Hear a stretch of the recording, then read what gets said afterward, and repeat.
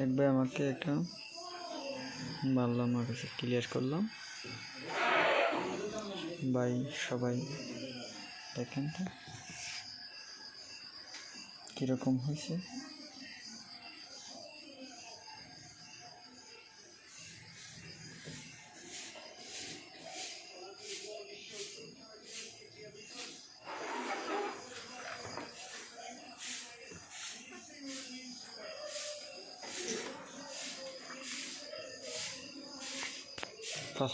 পাঁচপান্ন 60টা capacitor, 100 volt, 10,000 microfarad আর 8টা ষোলোটা।